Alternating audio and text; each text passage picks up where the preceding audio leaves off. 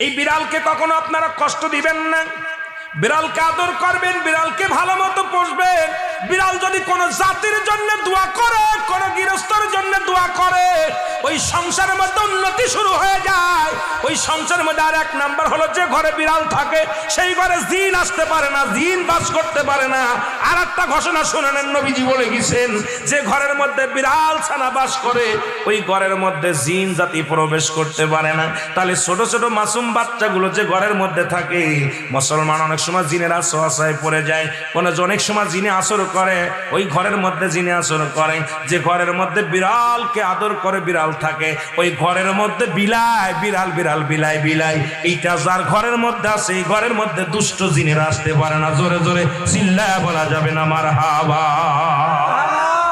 একবার নবী সুলাইমান আলাইহিস সালাম শুনতে পাইলেন পাশের বাড়িতে একটা কুকুরকে কষ্ট দিয়ে বিষ